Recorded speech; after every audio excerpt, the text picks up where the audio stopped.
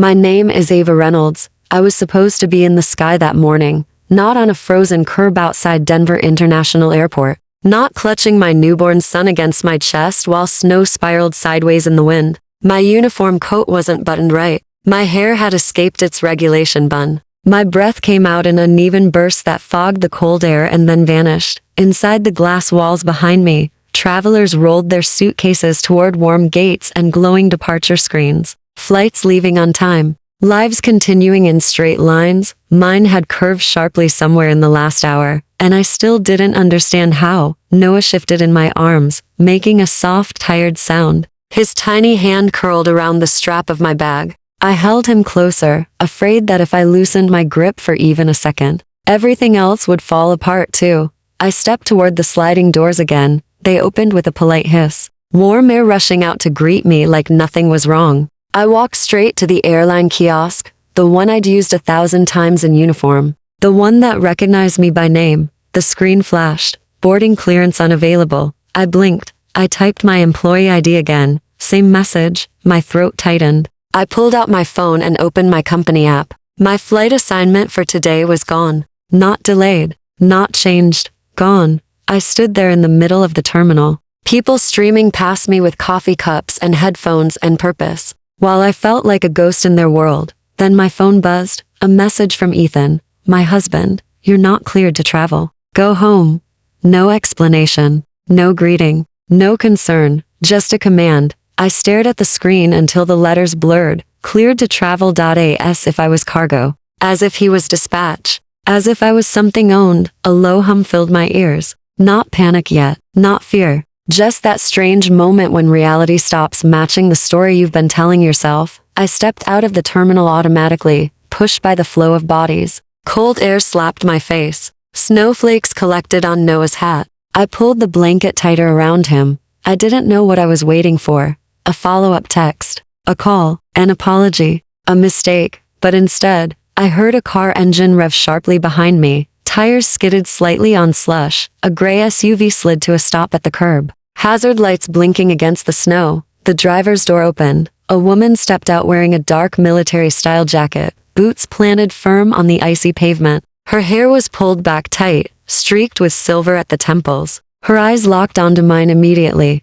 My sister, Rachel. We hadn't spoken into years. Not since the argument where she told me I was disappearing inside my marriage, and I told her she didn't understand civilian life. Not since I stopped returning her calls because Ethan said she was too intense and bad for my stress levels. Now here she was, in the middle of a snowstorm, outside an airport she didn't live near, staring at me like she'd tracked me across a battlefield. She crossed the curb in 3 strides. Ava, she said. No softness. No hesitation. Just my name. Like a location. She'd finally reached. I swallowed hard. Rachel. She glanced at Noah, then back at me. Her jaw tightened. Where's your passport? The question landed heavier than the snow. I blinked. My passport, she repeated. You're in uniform. You were supposed to be on a flight. Where is it? I shifted the baby in my arms. My shoulder ached from the carrier strap. My thoughts felt slow, like trying to run through water. I don't know, I said. It was in my bag last night. Rachel's gaze flicked to my tote. She opened the zipper without asking, rummaged once, twice, then looked up at me. It's not here. My stomach dropped. I tried to remember packing it. The night before, Ethan, standing in the doorway of our bedroom, watching while I folded my uniform. Noah crying in the crib. My mind had been tired, foggy, compliant. Ethan said I'm not cleared to travel. I whispered. Rachel's expression didn't change, but something behind her eyes sharpened. Get in the car, she said. I hesitated. Rachel. I get in the car. Her tone was the same one she used in the Air Force when she gave orders that kept people alive. Not loud, not cruel, absolute. I opened the back door and carefully strapped Noah into the car seat. My fingers fumbled with the buckle. Rachel watched the rearview mirror, already scanning everything. Once I climbed into the passenger seat, warmth wrapped around me.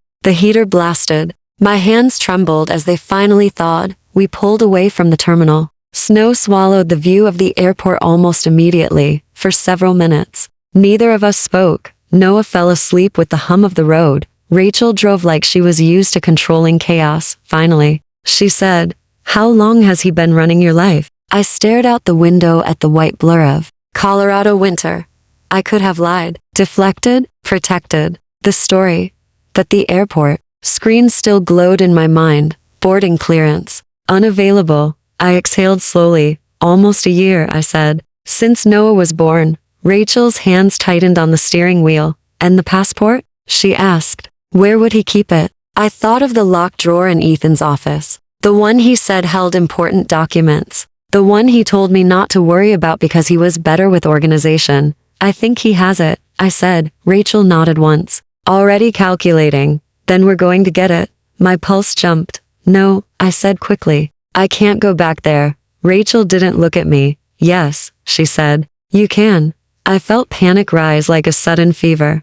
You don't understand, I said. He'll talk his way out. He always does. He'll say I'm exhausted. He'll say I'm unstable. He'll say I imagined it. Rachel finally turned her head slightly, meeting my eyes. Ava, she said. I spent 12 years interrogating men who lied for a living. If he tries, I'll handle it. I swallowed, because the truth was, I didn't know if I was ready, not to confront him, not to claim myself, not to step out of the slow water I'd been boiling in, but the road was already carrying us forward. Snow rushing past the windows, Denver disappearing behind us, and somewhere ahead, a house sat with my passport locked inside. Rachel didn't take me to her home. She took me to a motel off a quiet side road. The kind with faded blue doors and a flickering vacancy sign. Not unsafe, just anonymous. The kind of place no one would think to search first. She parked directly outside our room so she could see the door from the driver's seat if she needed to.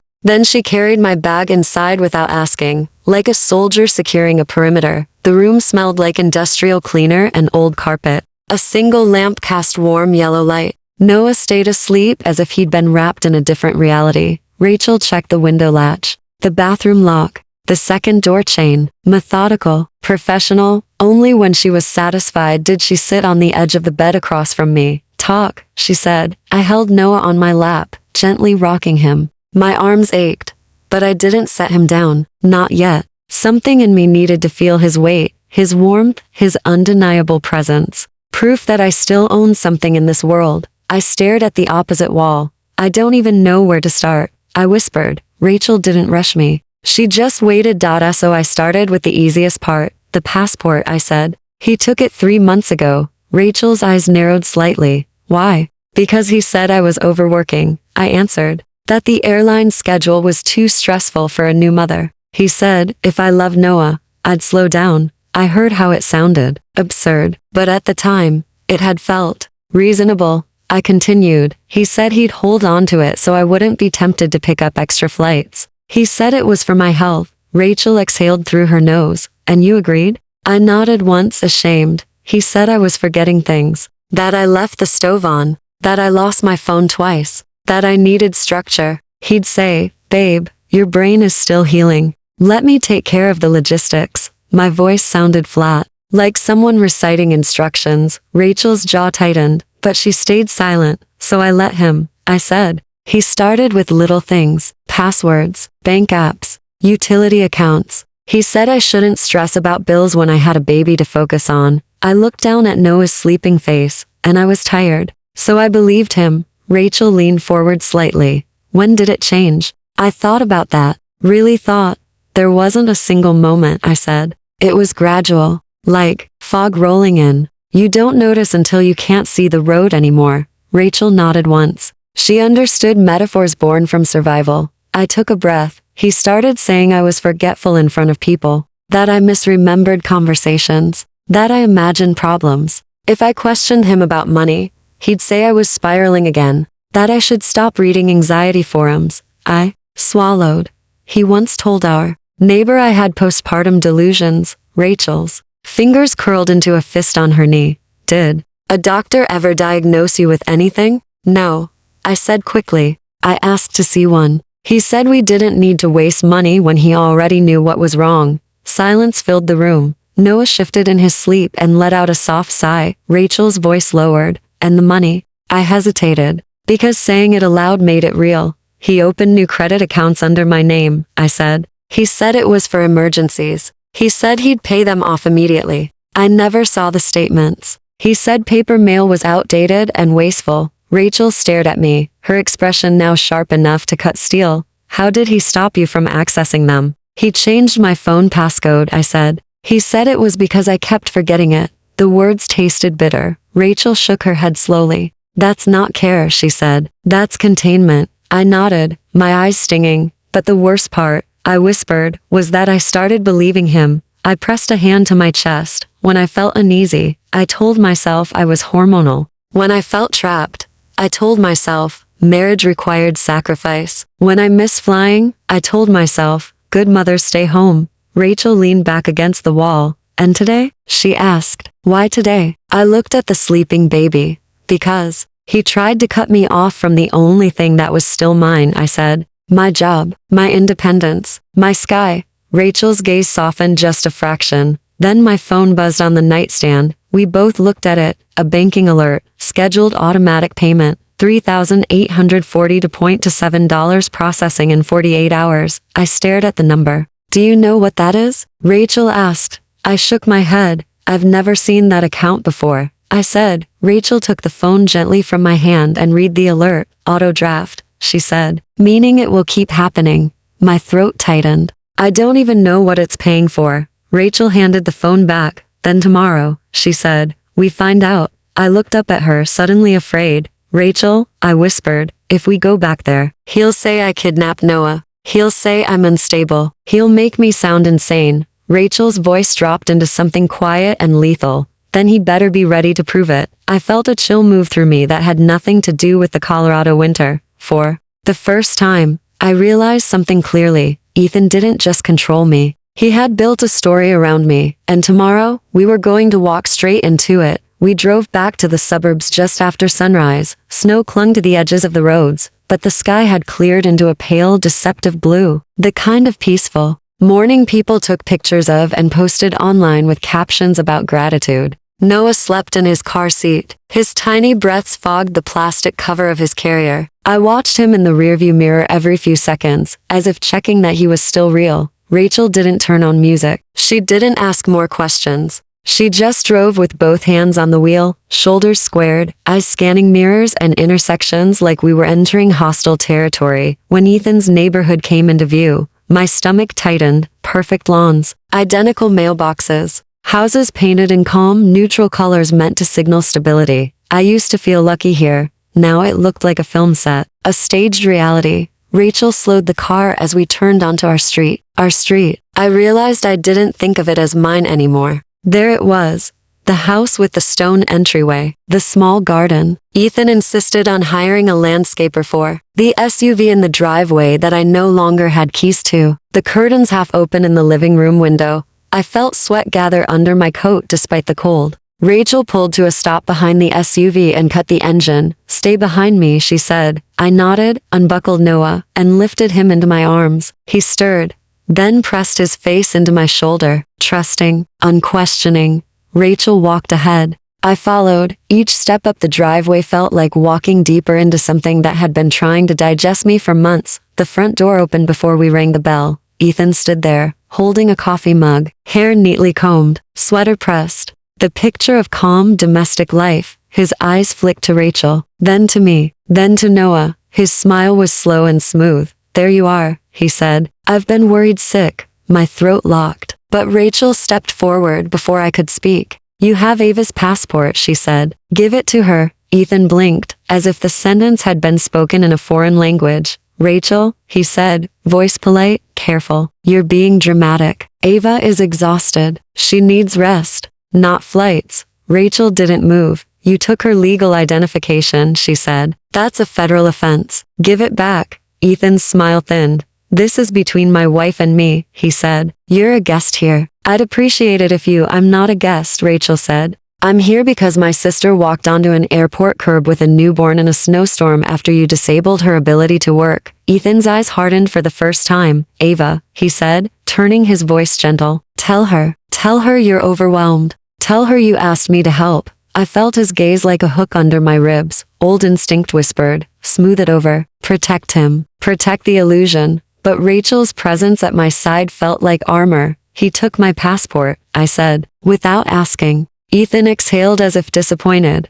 There, he said to Rachel. You hear how confused she is. She doesn't even remember giving it to me for safekeeping. Rachel stepped closer. Close enough that Ethan had to lean back slightly. You don't get to define her reality, she said. He lifted his hands in surrender. Fine, he said. Come in. Let's all calm down. I didn't want to step inside, but I needed that passport, and I needed answers. The house smelled like lemon cleaner and expensive coffee. It looked the same as always. Throw pillows placed at exact angles. A framed photo of us on the mantel. Me smiling in a dress I barely remembered wearing. Noah not yet born. Ethan's hand resting on my lower back like a claim. Rachel didn't sit. She stood in the center of the living room, like a soldier refusing to remove their helmet. Ethan walked to the kitchen counter and set his mug down slowly. Ava, he said, soft. Why don't you put the baby down? You look tired. No, I said. He sighed. This is exactly what I mean. You're not thinking clearly. You left the stove on last week. You forgot your appointment. You almost missed Noah's vaccination date. I've been protecting this family. Rachel's jaw flexed. Did a doctor diagnose her with impairment? She asked. Ethan spread his hands. I live with her, he said. I see it every day. My pulse roared in my ears. Gaslighting. I had read the word online once, dismissed it, thought it was dramatic. Now I heard it clearly.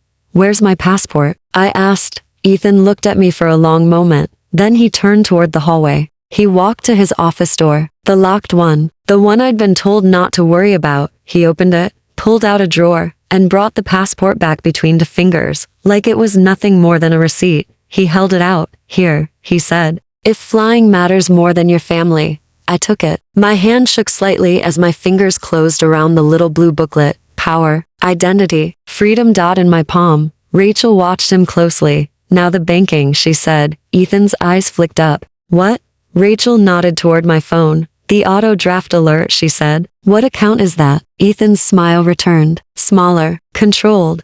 You don't understand how marriage works, he said. We share responsibilities. We plan for emergencies. What is the account paying? Rachel repeated. Ethan didn't answer. Silence thickened. Then Rachel said, Ava, cancel the draft. My breath caught. What? I whispered. If he opened accounts under your name. Rachel said, we stop the money flow first. I looked down at my phone. My finger hovered over the cancellation option. Ethan's voice sharpened. Ava, he said. Don't. I looked up at him. Really looked out at the man who'd tucked the passport away. Changed my passwords. Spoken for my sanity. Decided what I could and couldn't handle. And I realized something simple and terrifying. If I didn't press that button now, I never would. My finger tapped the screen. Auto payment canceled. A small confirmation message appeared. Ethan's composure snapped. You stupid, he stopped himself. Smoothed his sweater. You have no idea what you've just done. Rachel stepped between us.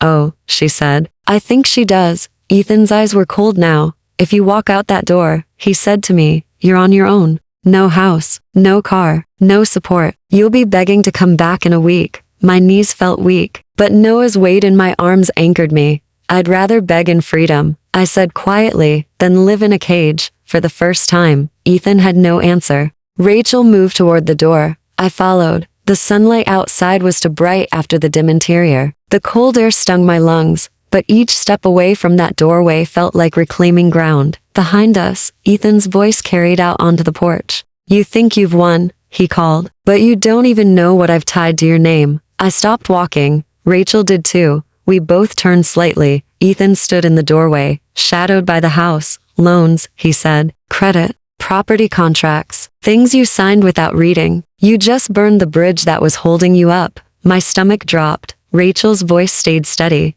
Then we'll look at every document, she said, and we'll let federal fraud investigators decide what's real. Ethan's smile returned. Thin, sharp. Good luck proving it, he said, and with that, he closed the door. The click echoed louder than it should have. I held my son closer, the passport pressed against my palm, and suddenly I understood. Canceling the payment wasn't the end. It was the beginning of a war. Rachel didn't speak during the drive back to the motel. Neither did I. Noah slept between us in the back seat, blissfully unaware that the world he had been born into had just split open. The passport rested in my coat pocket, a small rectangular reassurance pressing against my ribs every time I shifted, but Ethan's final words echoed louder than anything else. You don't even know what I've tied to your name.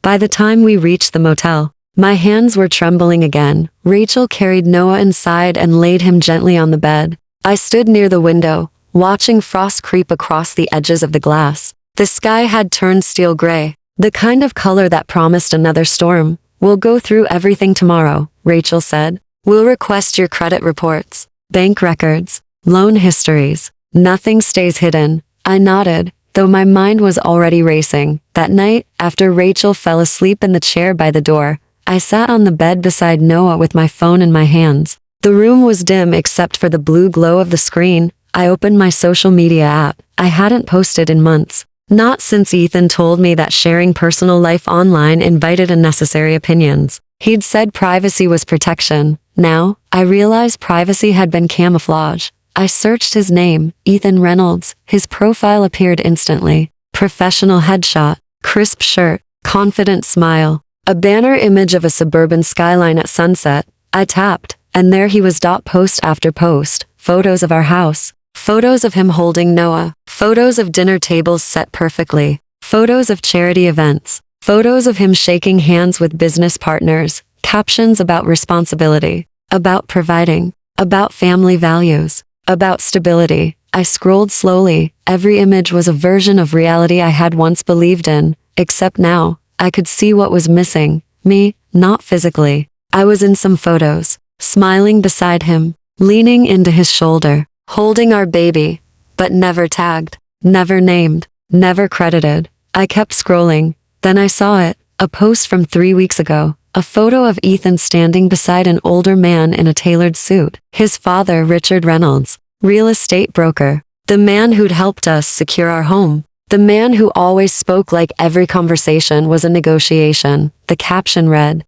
"Proud to announce a new property acquisition under the Reynolds Group, another milestone in building generational stability." The image showed a contract on a desk.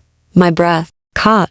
I zoomed in. There it was, a signature at the bottom of the page, curving handwriting, a name, Ava Reynolds, my name, on a property contract I had never seen. A cold wave rolled through me. This wasn't just about credit cards. This wasn't just about loans.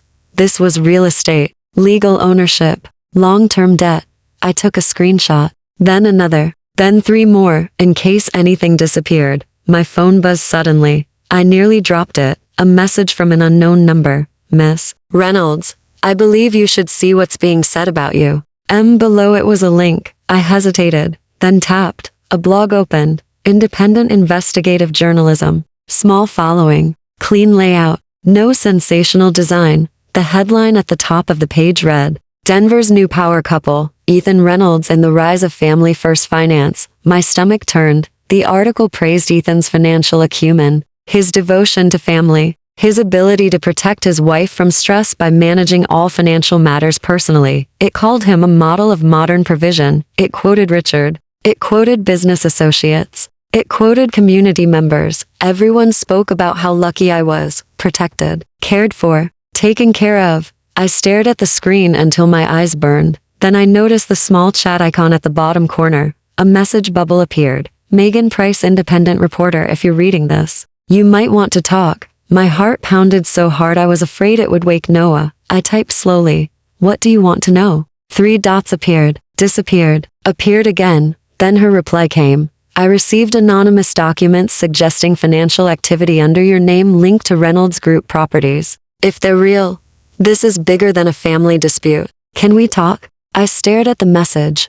Bigger than a family dispute. Ethan's words returned. You don't even know what I've tied to your name. My hands steadied around the phone. I typed back, yes, and pressed send. Across the room, Rachel stirred in her chair, but didn't wake. Noah breathed softly beside me. Outside, the wind pushed against the motel window like something trying to get in. But for the first time since this began, I didn't feel like I was running.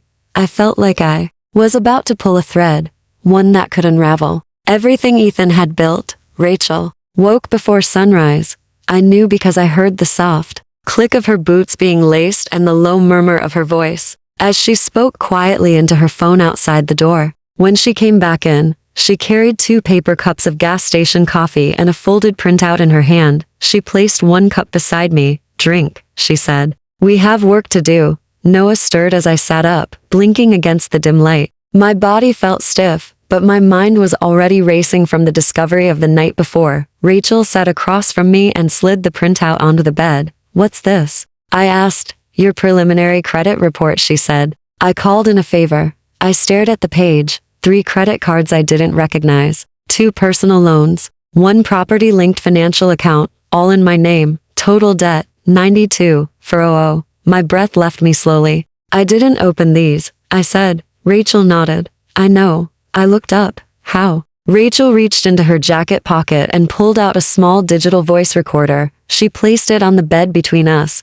I record every conversation when I think something is wrong, she said. Old habit. I stared at the device. When Ethan spoke to you at the door yesterday, she continued, he admitted controlling your identification and finances. That's already useful. But I need more. I swallowed. You want me to record him? Rachel's gaze was steady. I want you to let him talk, she said. Men like him can't resist explaining themselves when they think they've already won. My stomach turned. You want me to go back there again? Rachel shook her head. Not alone. We'll do it carefully. Controlled environment. Witness nearby. I exhaled. Slow and tight. The plan formed quickly after that. Rachel called Megan Price, the reporter I'd messaged. They spoke briefly. Megan agreed to meet us at a cafe near the subdivision. Neutral ground. Public. Cameras. Witnesses everywhere. By mid-morning, we were sitting in a booth by the window. Noah, in a carrier beside me. Rachel across the table, coffee untouched. And Megan sliding into the seat beside us with a laptop and a notebook. She was younger than I expected. Sharp eyes. Calm movements. No dramatic energy. Just quiet. Focus. Thank you for meeting me, she said. And thank you for trusting me. I nodded, unsure how to respond. Megan opened her laptop and turned it toward me. I'll be direct, she said. Anonymous sources sent me financial documents showing your name on multiple property-related accounts connected to Reynolds Group. If these documents are authentic, this crosses into federal financial fraud. Rachel leaned in. They are authentic, she said. We pulled her credit report this morning. It matches. Megan's eyes flicked to the printout, then to me. Have you ever signed property documents for Reynolds Group? She asked. No, I said. Have you ever authorized your husband or father-in-law to sign on your behalf? She asked. No. Megan typed something. Then she asked the question that made my chest tighten. Are you willing to go on record if this becomes a legal case? I stared at my coffee. A year ago, I would have said no immediately. Would have protected Ethan, protected the family image, protected myself from conflict.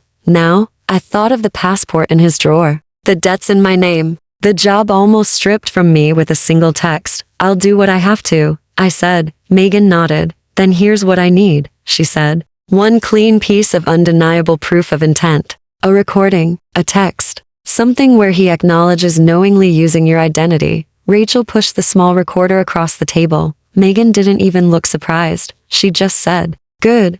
The plan settled around us like a net. That afternoon, Rachel parked across the street from the house again. This time in a different car. A rental. Anonymous. I sat in the back seat with Noah, the recorder hidden in my coat pocket. Switched on. Rachel dialed Ethan's number and handed me the phone. My pulse hammered. The call connected. Ava, Ethan said. Changed your mind? His voice, familiar, smooth, dangerous. I need to talk, I said quietly. There was a pause. About coming home? He asked. Yes, I said. About everything. Another pause. Then, come to the house, he said. We'll fix this. I swallowed.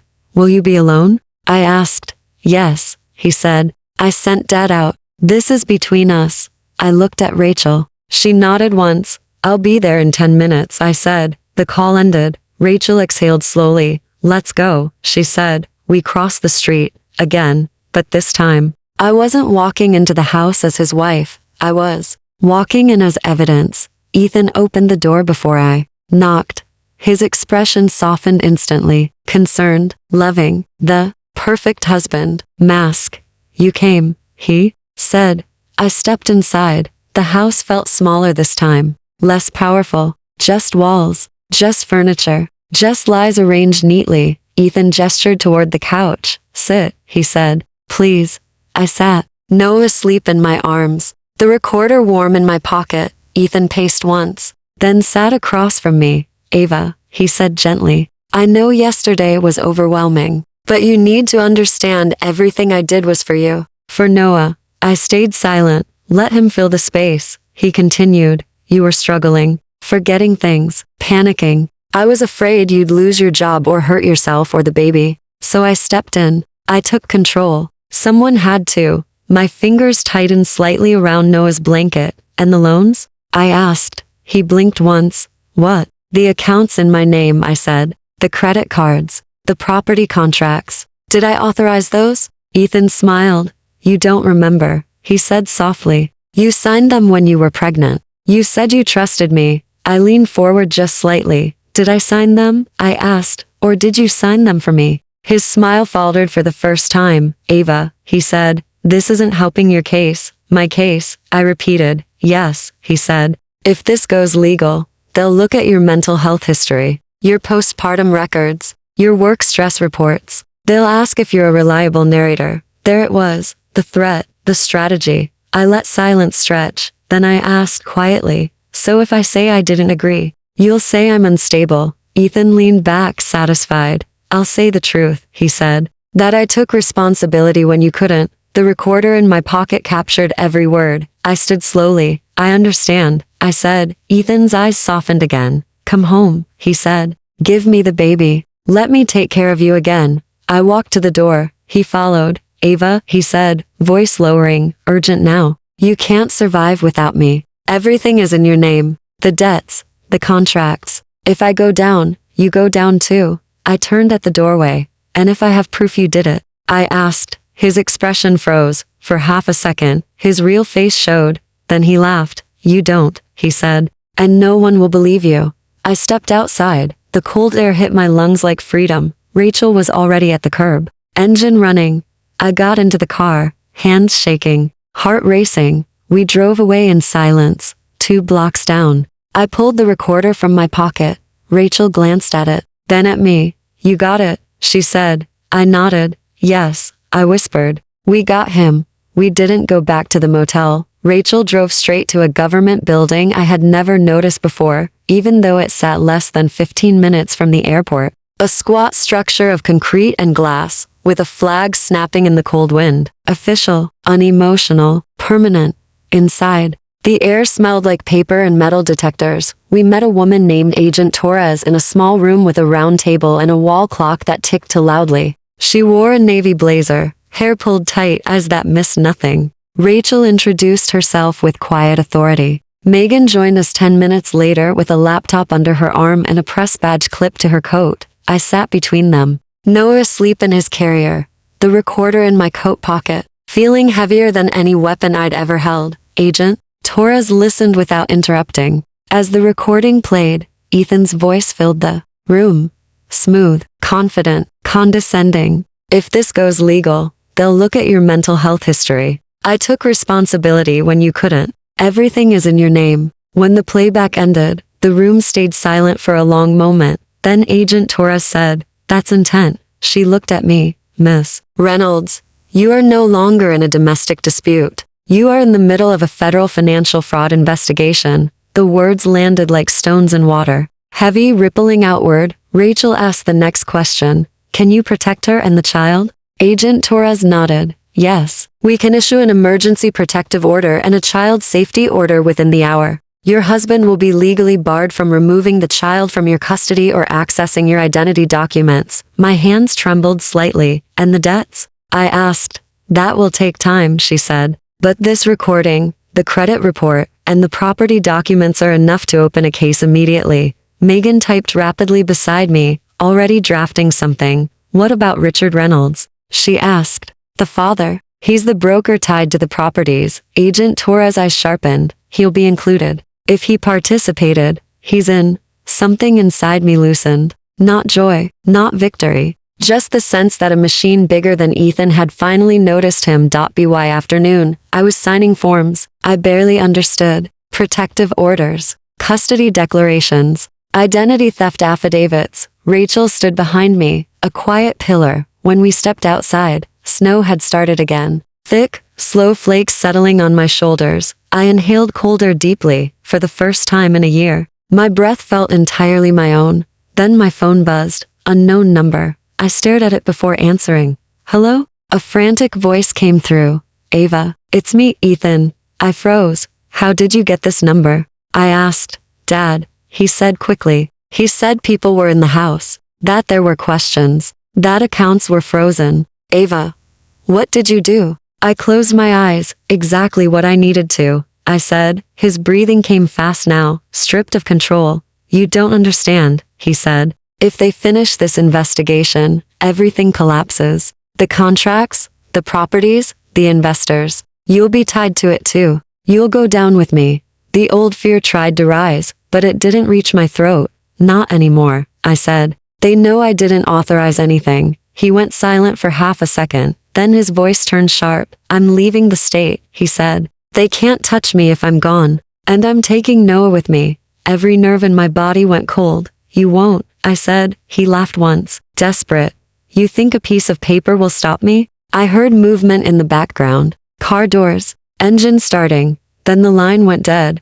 I stared at my phone. Rachel was already beside me. What did he say? She asked. I told her. She didn't hesitate. She turned to Agent Torres. He's running, Rachel said, with a declared intent to take the child. Torres' jaw tightened. Then we intercept, she said. Everything moved fast after that, too fast for thought. I was placed in a secure waiting room with Noah. A kind woman brought a bottle warmer. Another brought a blanket. I sat in a chair that didn't squeak and watched a security camera feed on a wall monitor showing hallways and parking lots. Rachel and Agent Torres left together. Megan stayed, typing quietly in a corner, sending messages into the digital world where stories broke faster than sirens. Time stretched thin. Then my phone buzzed again. This time, a new number. Colorado State Patrol. Emergency alert below it. Suspect vehicle intercepted near Denver International Airport. Male in custody. Child safe.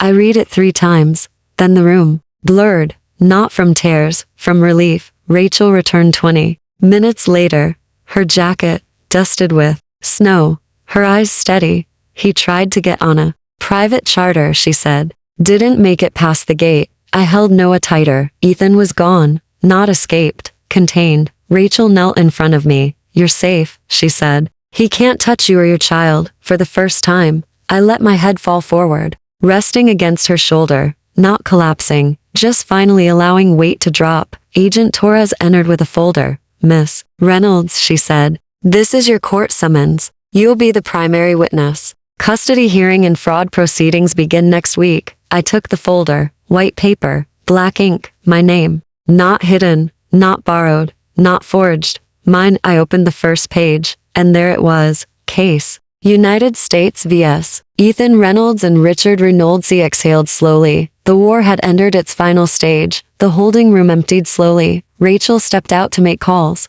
Agent Torres disappeared into another corridor with her folder tucked tight against her side. Megan stayed behind, typing softly, eyes moving between her screen and me as if I might dissolve if she looked away too long. Noah slept in my arms, heavy and warm, his small breath ticking against my collarbone like proof that time still moved forward. I stared at the wall. It was painted the color of old snow. Not white, not gray, something in between. The color of things that had been worn down quietly. I kept waiting for the shaking to come back. It didn't. Instead, there was a strange hollow inside me. Not empty, cleared, like a house after a fire, still standing, but unfamiliar. When Rachel returned, her face was calmer than I expected. They're transferring him to federal holding, she said. He won't see daylight for a while. I nodded. Not satisfaction. Closure doesn't arrive that way. It arrives slowly, like frost creeping into cracks. Agent Torres came back with coffee in a paper cup and placed it beside me without asking. You'll testify first, she said. Your statement anchors the case. I looked down at my hands. They were steady. I'll do it. She studied me for a moment. You understand what that means yes. It meant public records, depositions, cross-examination, strangers dissecting my marriage like a financial spreadsheet. It meant my voice becoming evidence. Rachel sat beside me. You don't have to be strong, she said quietly. I know, but I was tired of being silent. The temporary apartment they arranged for us was small and anonymous. White walls, basic furniture, windows that didn't face the street, safety by obscurity. That first night, after Noah fell asleep in the portable crib, I sat on the floor with my back against the couch and finally let the quiet stretch out. No footsteps. No voice calling my name. No phone lighting up with instructions disguised as concern. Just silence. It felt loud. My phone buzzed. A message from Megan. They released the first article. It's controlled. No address. No names beyond what's public record. People are already reacting. I didn't open the link. I didn't want to see my life summarized in paragraphs yet. Instead, I opened my banking app again. Still locked. But now, beneath it, there was a new message. Fraud investigation active. Temporary protections enabled. I closed the app. For the first time in years, money was no longer the scariest part of my life. That honor belonged to memory. I lay beside Noah on the narrow bed and watched his chest rise and fall. I whispered, so quietly it barely existed. We're safe. The words felt foreign. 2 days later, we met the attorney. Her name was Claire. She had silver hair pulled into a low knot and eyes that missed nothing. She spread documents across the table in the small conference room. Forgery, identity theft, wire fraud, coercive control, attempted custodial interference. Each phrase landed like a stone dropped into deep water. You'll be asked why you stayed, Claire said gently. I nodded. They always ask that. I told her the truth. That I was tired. That I was afraid. That I was trained. She wrote it all down. They'll ask why you didn't leave sooner. I was leaving, I said. I just didn't let him know. Claire met my eyes. That's not weakness. That's survival. Rachel squeezed my hand under the table. That night, I dreamed of keys, dozens of them, rusty ones, new ones, bent ones. Every door I tried to open led back to the same room. The bedroom with Susan's footsteps. In the hall, I woke with my heart racing, but the room was dark and quiet. No locks, turning. No voices deciding what I was allowed to touch. Just Noah shifting in his sleep. I held him until morning. On the third day, the call came. Ethan had requested a statement, not from me. To me, through his attorney. Claire read it aloud. He claims he was acting in your best interest. Rachel scoffed. He requests mediation. I laughed once. It startled everyone. No, I said. Claire smiled faintly. Good answer. The first court date was set for the following week. I walked out of the building into pale winter sunlight feeling older than my years, but not broken, just reassembled, piece by piece. That evening, Megan came by with printed drafts of the article. She placed them on the table, but didn't push them toward me. You don't have to read it, she said. I want to. I skimmed slowly. My name appeared, not as a victim, not as a footnote. As a witness. As a mother. As the primary financial contributor to assets fraudulently claimed by others. It wasn't poetic. It wasn't dramatic. It was factual. That mattered more. I handed the pages back. Thank you for telling it clean. She nodded. That's the only way truth survives. Later, after everyone left, I sat alone with the apartment lights off, city glow brushing the curtains like distant water. I thought about the version of myself who had walked down that highway with Noah pressed against her chest. Believing she had no choices left, I wanted to reach back through time and sit beside her on the gravel. Tell her, you are not trapped, you are surrounded, and there is a difference. The system was moving. Now, slow, heavy, unstoppable, but healing would move. Differently, quiet, private, unannounced. I lay beside Noah again, one hand resting on his back. My phone buzzed once, a message from Rachel. Proud of you.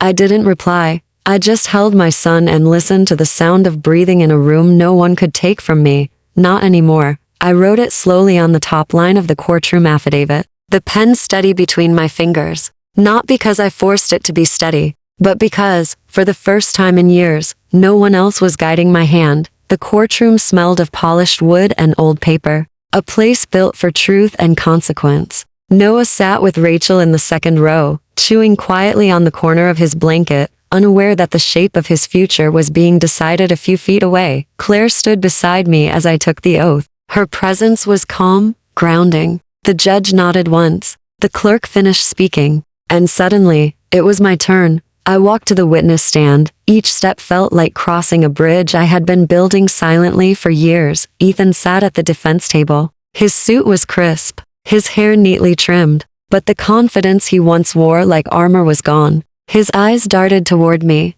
then away. He did not look like the man who had once held my life by the edges. He looked small. His father sat beside him, Richard Reynolds, hands clasped tightly, jaw set stiffly. Two men who had built an empire out of my silence. The prosecutor began simply, "Miss Reynolds, can you tell the court how long you were married to the defendant?" I answered, 4 years. "And during that time, were you aware that financial accounts, loans, and property transactions were being opened under your name without your consent?" I inhaled once. "No, I only discovered them when I left the house." The defense attorney stood. Smooth voice, sharp smile. "Miss Reynolds, isn't it true that you suffered from postpartum anxiety? That you were forgetful, overwhelmed, scattered?" There it was. The old narrative. I looked directly at him. I was tired. I was isolated. I was being controlled.